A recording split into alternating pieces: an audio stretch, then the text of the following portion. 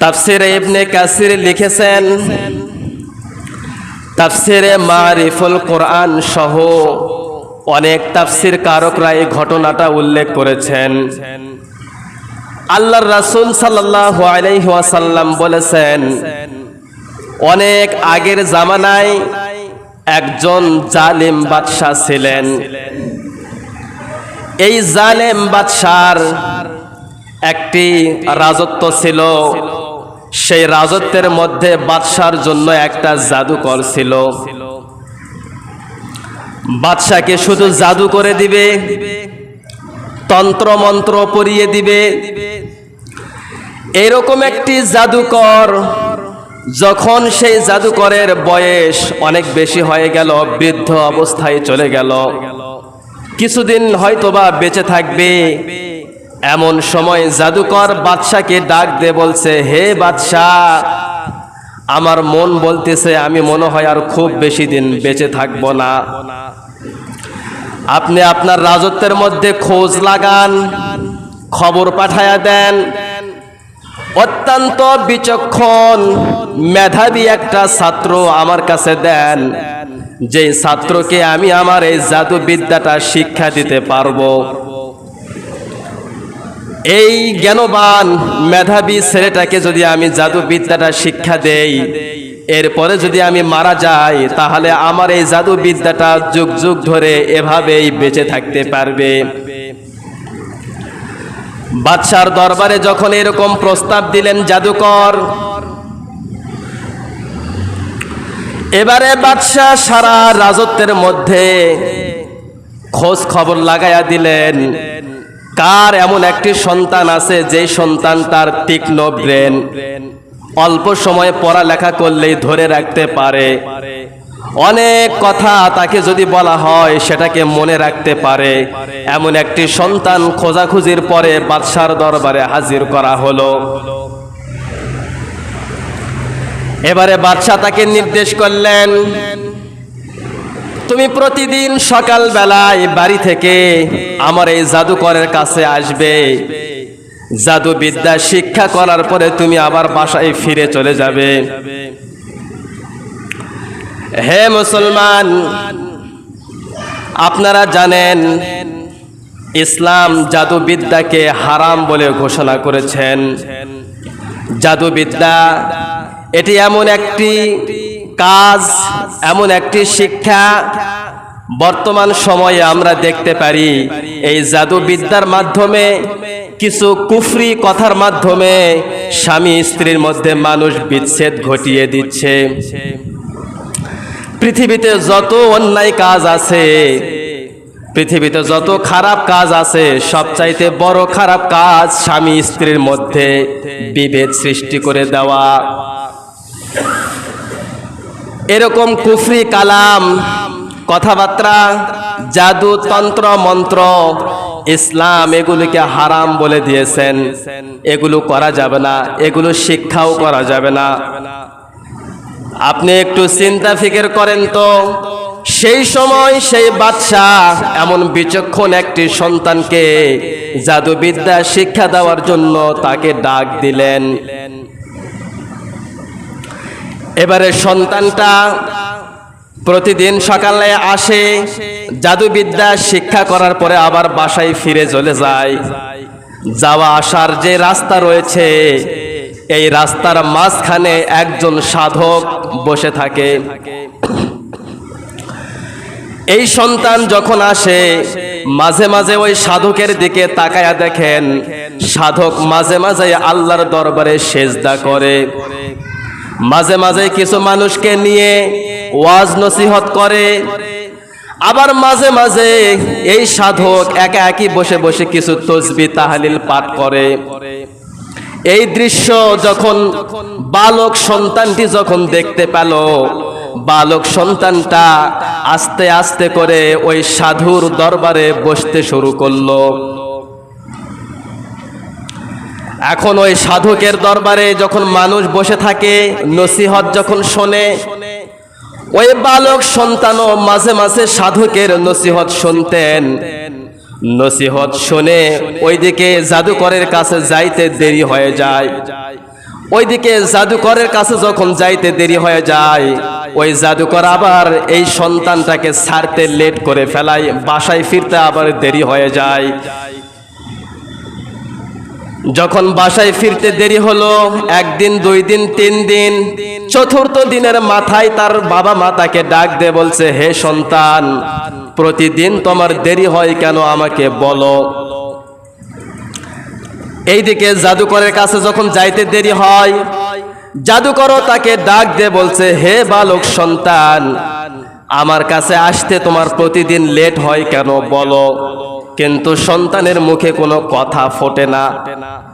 সন্তান যখন চুপচাপ বসে থাকে, জাদুকরও মারপিট শুরু করে দিল। সেখান থেকে মারপিট খেয়ে বাসায় যখন ফিরে গেল, তার বাবা মাও তাকে প্রহার করতে শুরু করলো, মারপিট করতে শুরু করলো।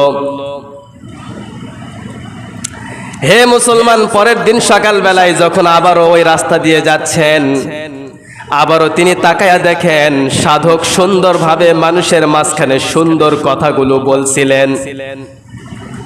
বালক সন্তানের মনটা সেখানে আটকায়া গেল। সেই জায়গার মধ্যে তিনি আবারও বসে পড়লেন। গতকাল যে জাদুকর মেরেছে এটা ভুলে গেলেন, বাবা মাঝি তাকে প্রহার করলো, মারপিট করলো, বালক সন্তানের এটাও ভুলে গেল, আর মনে নেই। একমাত্র সাধক কি বলছে, কত সুন্দর কথাগুলো বলছে, এক আল্লাহর কথা বলছে। ওই সাধকের মুখের দিকে তাকাইয়া বালক সমস্ত মারপিটের যন্ত্রণাগুলো ভুলে যেতে লাগলো। হে মুসলমান, এই পৃথিবীতে কত মানুষ আছে যে মানুষগুলোর কাছে ভালো কাজ কিন্তু ভালো লাগে না। অনেক মানুষ আছে খারাপ কাজ তাকে আনন্দ দেয়, আর ভালো ভালো কাজ ওই মানুষকে কষ্ট দেয়। ইন্নামাল মুমিনুনা আল্লাযীনা ইযা যুকিরাল্লাহু ওয়াজিলাত কুলুবুহুম ওয়া ইযা তুলিয়াত আলাইহিম আয়াতুহু যাদাতুহুম ঈমানাও ওয়া আলা রাব্বিহিম ইয়াতাওয়াক্কালুন। সূরা আনফাল 2 নম্বর আয়াত। আল্লাহ সুবহানাহু তাআলা বলেন, নিশ্চয় যারা মুমিন, এই মুমিনদের সামনে যখন কোরআনের আয়াত যখন তেলাওয়াত করা হবে, তাদের অন্তরগুলো সঙ্গে সঙ্গে কেঁপে উঠবে। ওয়াইজা তুলিয়াত আলাইহিম আয়াতুহু যাদাতুহুম ঈমানাও ওয়া আলা রাব্বিহিম ইয়াতাওয়াক্কালুন। সঙ্গে সঙ্গে তাদের অন্তরগুলো কেঁপে উঠবে আর তাদের ঈমানগুলো বৃদ্ধি পেতে থাকবে। যতই কোরআনের আয়াত শুনবে, যতই আল্লাহর কথাগুলো শুনবে, আল্লাহর কথা শুনবে আর কোরআনের কথা শুনবে, সঙ্গে সঙ্গে তাদের এক ধাপ করে ঈমান বৃদ্ধি পেতে থাকবে।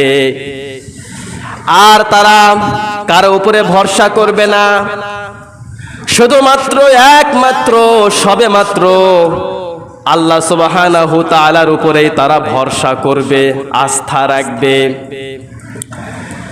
এখন এখানে যারা বসে আছে, আপনার অন্তরের মধ্যে, আপনার ভিতরে ভালো কাজ যদি আপনাকে আনন্দ দেয়, তাহলে আপনি বুঝবেন যে আপনার মধ্যে ঈমান আছে। আর ভালো কাজ যদি আপনাকে আনন্দ না দেয়, খারাপ কাজ যদি আপনাকে আনন্দ দেয়, তাহলে বুঝবেন আপনি মুসলিমের খাতায় নাম লিখিয়েছেন, মুসলমানের ঘরে আপনার জন্ম হয়েছে, এইটা ঠিক, কিন্তু আপনার ভিতরে ঈমান নেই।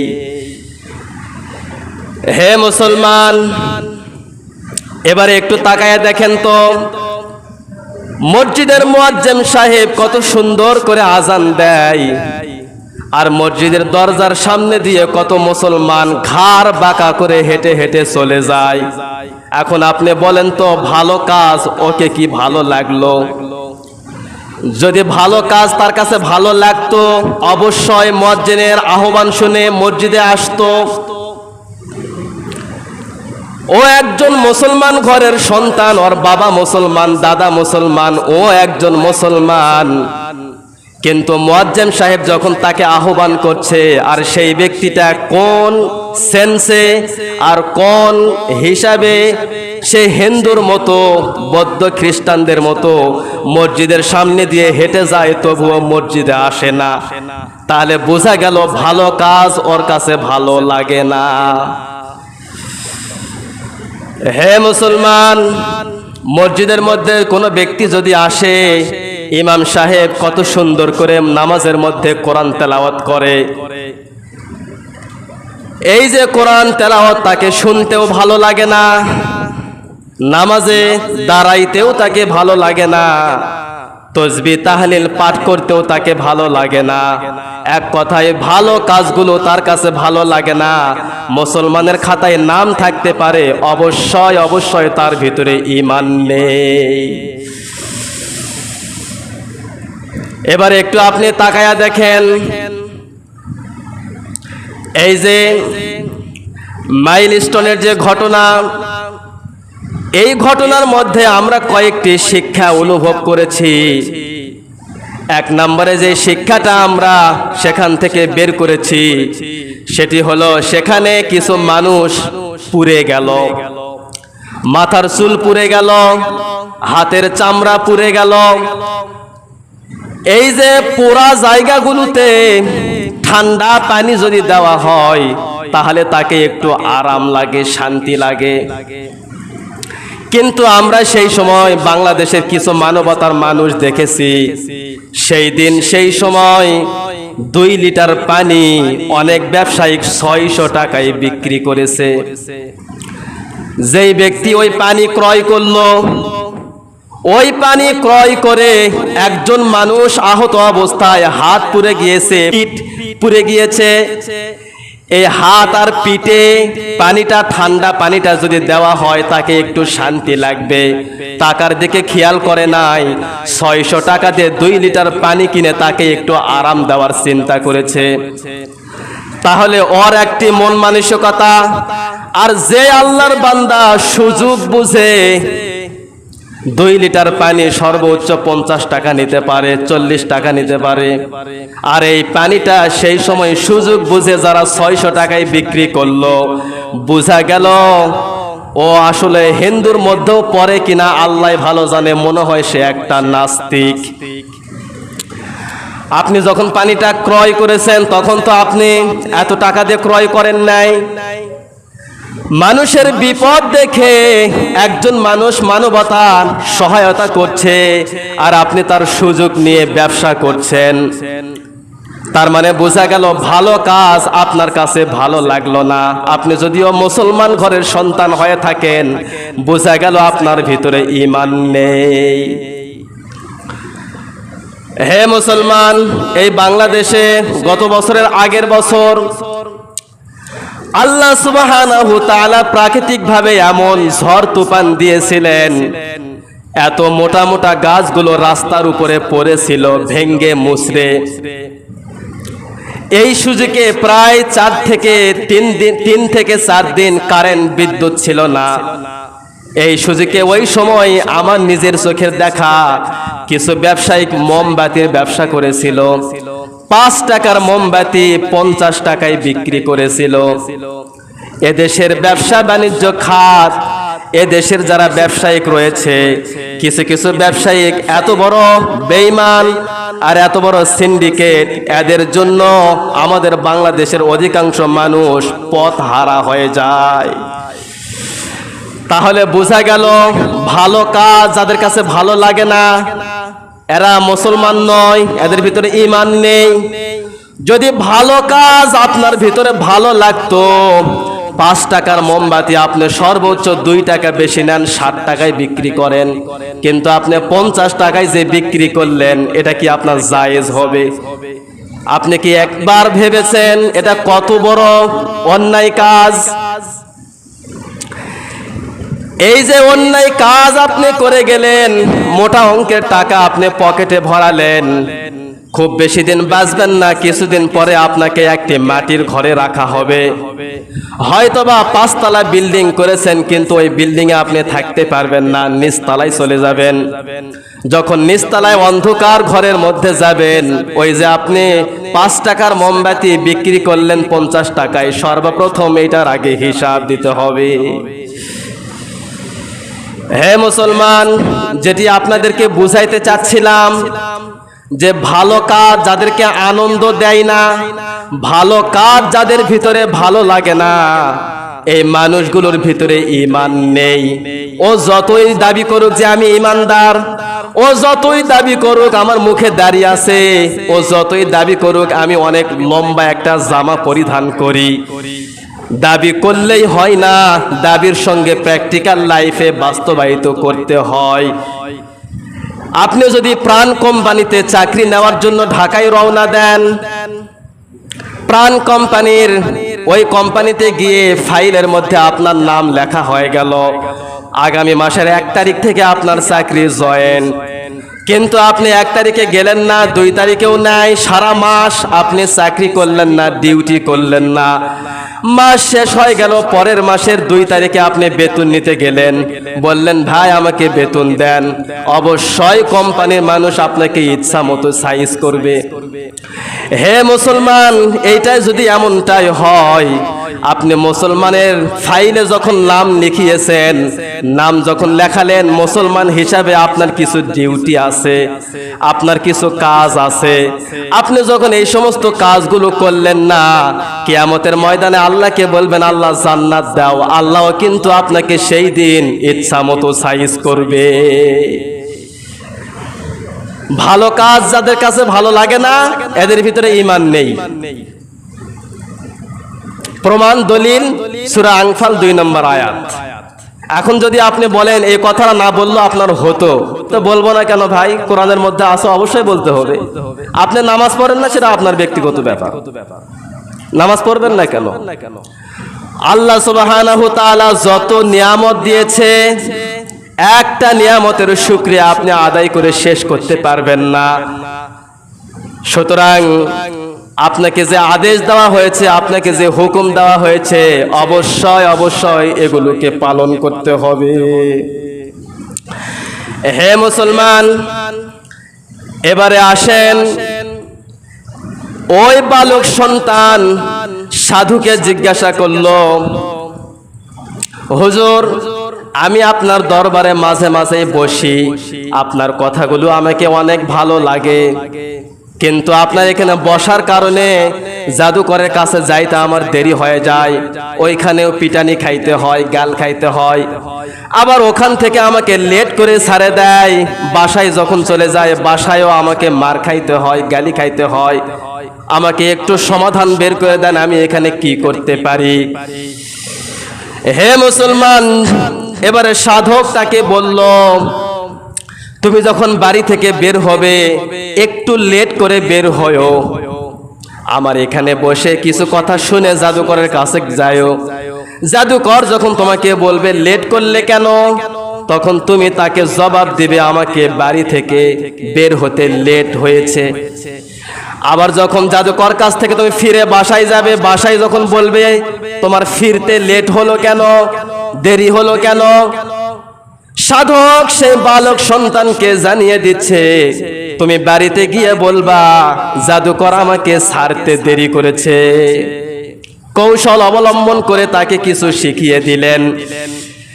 হে মুসলমান, এইভাবে করতে করতে কিছুদিন যখন গত হয়ে গেল, হঠাৎ করে জাদুকরের কাছে এই বালক সন্তানটা যাবে।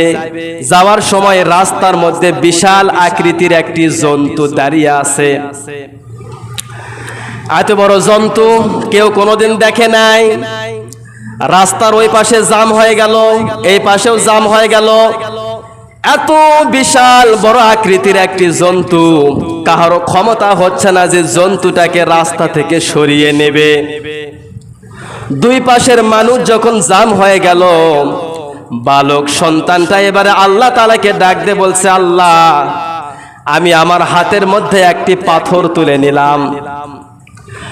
হে আল্লাহ, ওই সাধকের ধর্ম যদি সত্য ধর্ম হয়, ওই সাধকের কথাগুলো যদি সত্য কথা হয়, এই পাথরটা জন্তুর গায়ের উপরে নিক্ষেপ করার সঙ্গে সঙ্গে জন্তুটা যেন মারা যায়।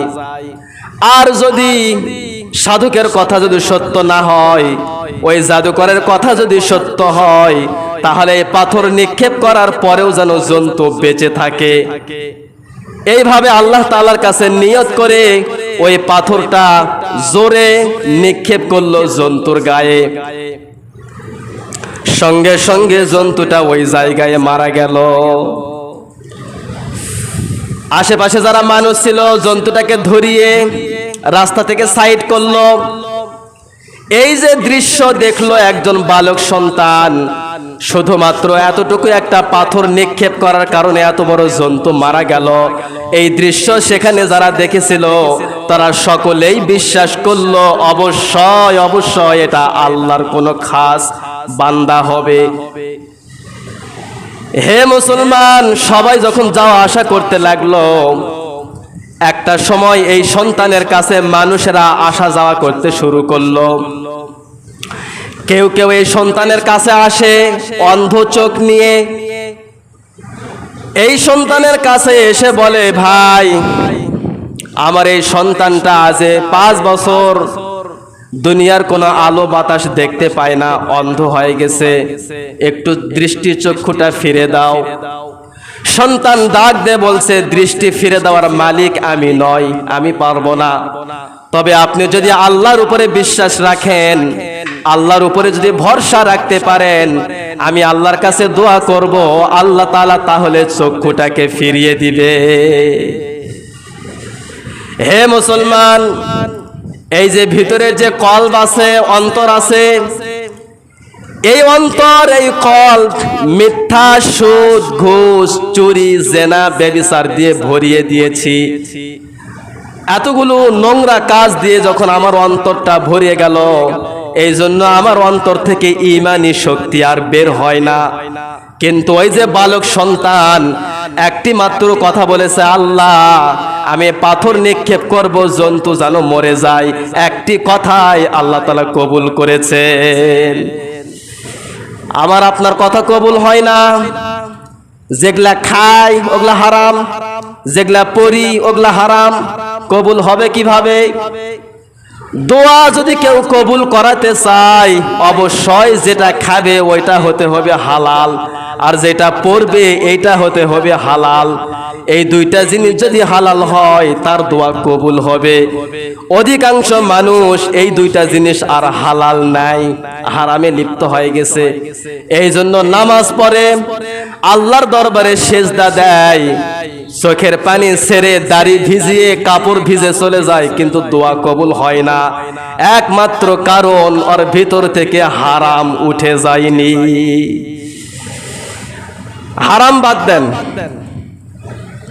অবশ্যই অবশ্যই আল্লাহ সুবহানাহু তাআলা আপনার দোয়া কবুল করবেন। সম্মানিত উপস্থিতি, যতটুকু আলোচনা করলাম এখান থেকে কয়টা শিক্ষা পেলেন? বালক সন্তান যখন জাদুকরের কাছে যাচ্ছিল, যাইতে যাইতে রাস্তার মধ্যে একজন সাধক ভালো ভালো কথা বলছিল, এই কাজটা তার কাছে ভালো লাগলো। তাহলে এখান থেকে আমরা বললাম, যাদের কাছে ভালো কাজ ভালো লাগবে তাদের ভিতরে ঈমান আছে, আর যাদের কাছে ভালো কাজ ভালো লাগবে না তাদের ভিতরে ঈমান নেই। নামাজ যাদের কাছে ভালো লাগে না ওর ভিতরে ঈমান নেই। টাকা আছে, পয়সা আছে, হজ যাদের কাছে ভালো লাগে না ওর ভিতরে ঈমান নেই। কারণ ভালো কাজ যদি আপনাকে আনন্দ না দেয়, কোরআনের মাহফিল আপনার কাছে ভালো লাগে না, বুঝবেন আপনার ভিতরে ঈমান নেই। আগামীর বাংলার রাষ্ট্র কোরআনের রাষ্ট্র হবে, এইটা যার কাছে ভালো লাগে না ওর কাছে ঈমান নেই। কারণ যে ব্যক্তি চায় না যে কোরআনের রাষ্ট্রটা, বাংলার রাষ্ট্রটা কোরআনের একটা রাষ্ট্র হোক, কোরআনের বিধিবিধান দিয়ে সংসদ চলুক, এই যেটা ভালো কাজ, এই ভালো কাজ যার কাছে, যেই দলের কাছে, যেই জাতির কাছে ভালো লাগে না ওর ঈমানই নেই। এক কথায় ভালো কাজ যার কাছে ভালো লাগে না, ভালো যার কাছে আনন্দ দেয় না, ওর ঈমান নেই। খারাপ যাকে আনন্দ দেয়, খারাপ কাজ যাকে আনন্দ দেয়, বুঝতে হবে যে অবশ্যই তার অন্তরটা ঈমান শূন্য হয়ে গিয়েছে। তাহলে এটা হলো 1 নম্বর শিক্ষা। 2 নম্বরে আমরা যেটা শিক্ষা দিলাম সেটা হলো যে হালাল খাইতে হবে আর হালাল করতে হবে। তাহলে এই 2টা শিক্ষা আজকের বয়ান থেকে আমরা নিতে পারবো তো ইনশাআল্লাহ? বলি না ইনশাআল্লাহ? 1 নম্বরের শিক্ষা কি?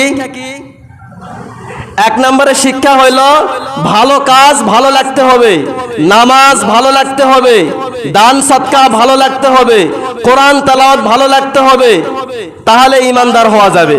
আর 2 নম্বর হইল হালাল খাইতে হবে আর হালাল করতে হবে, তাহলে আমাদের দোয়া কবুল হবে। পারবো তো ইনশাআল্লাহ? আল্লাহ সুবহানাহু ওয়া তাআলা আমাদের সকলকেই ঈমান এবং আমল খাটিয়ে মজবুত করে কবরে যাওয়ার মতো যেন আল্লাহ তাআলা তৌফিক দান করেন।